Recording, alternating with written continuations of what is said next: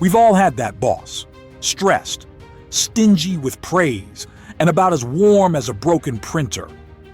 But then there's the rare unicorn, the leader who makes you feel like you matter, foggy Mondays and flashes of genius included. I once worked for one. Let's call him Bruce. He wasn't just competent, he was an emotional intelligence ninja. With him, work felt less like a grind and more like a mission. No fear, no endless email chains, just genuine humanity. And it's not fluff.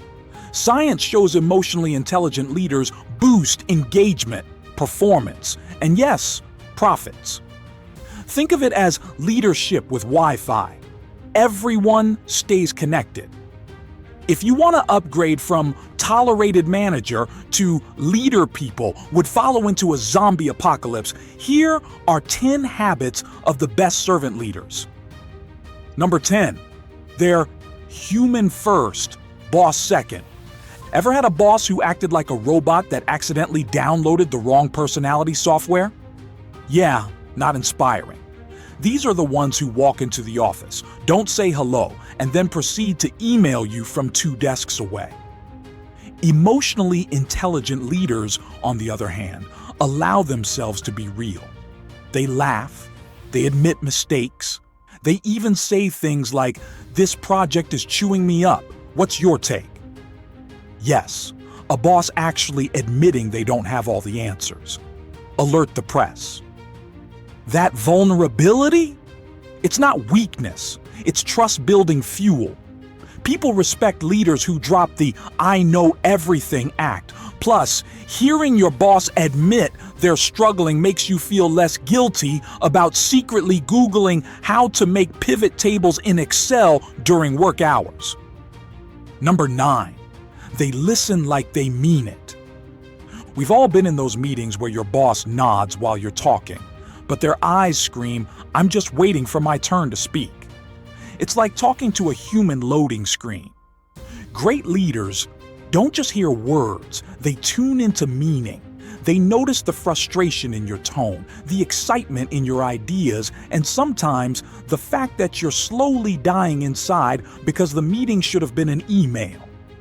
By listening first, really listening, they create a space where people feel valued.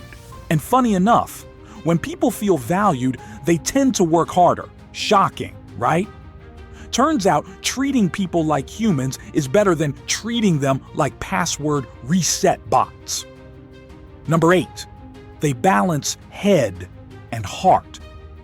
Picture a leader who demands results with the tenderness of a drill sergeant. Terrifying, right? You'd hit your deadlines but cry in the bathroom twice a week. Now picture one who's all feelings but no accountability, basically your overly nice substitute teacher. The class loves them, but no actual math gets learned. The emotionally intelligent boss combines both, head and heart. Yes, they expect high performance and excellence, but they also care deeply about developing you into the best version of yourself. It's accountability with empathy. Think of it like guacamole on tacos. Each is fine on its own, but together, chef's kiss. Number 7, they give out praise like it's oxygen. If you think saying good job doesn't matter, try withholding it. Employees will start doubting whether they're doing anything right, or worse, whether you even notice them at all.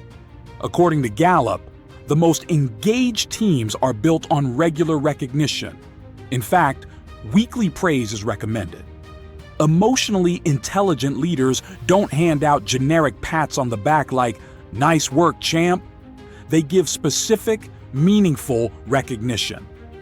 That presentation you gave?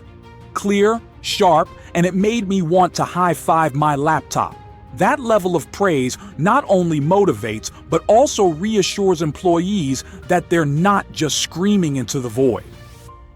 Number 6, they handle conflict without becoming WWE referees. Conflict happens. Deadlines slip, egos clash, someone eats your lunch labeled "do not touch." The difference between a bad boss and a good one lies in their response. A toxic boss fuels drama, blames people, or pulls the infamous silent treatment. An emotionally intelligent leader? They seek missing perspectives, look for solutions, and focus on repairing relationships instead of widening the rift. They don't see conflict as a fight to win, but as a puzzle to solve. And that's how they keep teams from resembling a reality TV reunion special. Number 5, they admit when they mess up, quickly. Nobody trusts a boss who acts like they've never made a mistake. Servant leaders admit it when they're wrong. They apologize, adjust, and try again. It's refreshing. It humanizes them, and it teaches the team resilience. Think about it. Would you rather work for someone who owns their mistakes or someone who sweeps them under the rug like a cat with a suspicious carpet stain? Exactly. Plus, a quick apology saves everyone time. Nobody wants a 45-slide PowerPoint titled, "Why My Bad Decision Was Actually a Learning Opportunity." Number 4, they see problems from multiple angles. Before making decisions, emotionally intelligent bosses gather perspectives from across the team. They ask different departments, levels, and even the new intern who still struggles with the coffee machine. Sometimes the decision won't be popular, but because it's well-informed and fairly considered, it earns respect. People may grumble, but deep down, they know the boss wasn't just flipping a coin. This approach prevents the dreaded "why weren't we consulted?" emails that haunt less thoughtful leaders. Number 3, they master empathy. We all know the golden rule: treat others as you want to be treated. Sounds nice, but here's the upgrade. Treat others how they want to be treated. That's empathy in action. It's not just about imagining yourself in someone else's shoes, it's imagining how they feel in those shoes. Are they comfy sneakers? Painful heels? Crocs? The type of footwear matters.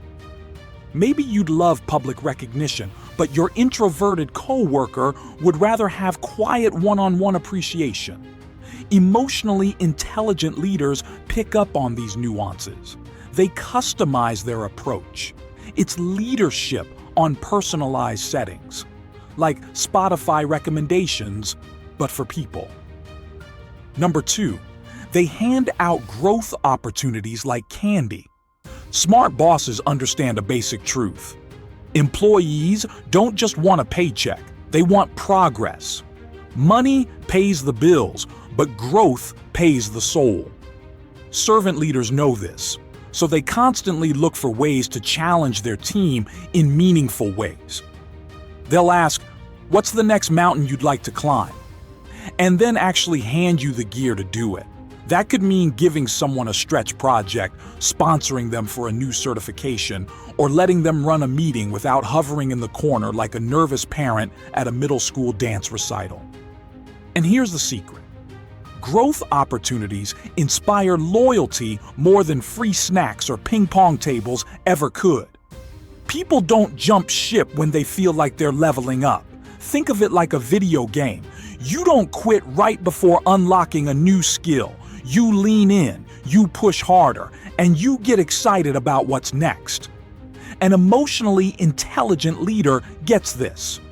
They're basically the game designers of your career, always adding new quests, new side missions, and occasionally the boss battle that proves what you're really capable of. And when you win, they're the first ones cheering like you just beat Bowser. Number 1, they speak the truth. The best leaders are direct, honest, and aligned with their values. They don't sugarcoat, play politics, or sacrifice employees just to make themselves look good. This doesn't mean they're harsh or cruel. It means they deliver honesty with integrity. You'll never hear them whispering by the water cooler about who screwed up the quarterly numbers. Instead, they address issues openly and fairly. It's honesty that builds, not honesty that bruises. And nothing travels faster in an office than news of a boss who defends their team instead of launching them like darts under the corporate bus. That's not just good leadership, it's legendary leadership. All right, friends, that wraps up the 10 habits of emotionally intelligent leaders. If you enjoyed this video, make sure to hit that like, and don't forget to subscribe, drop a comment below, and tell me, which one of these traits do you think makes the biggest difference in a leader? Thanks for watching, stay awesome, and I'll see you in the next one.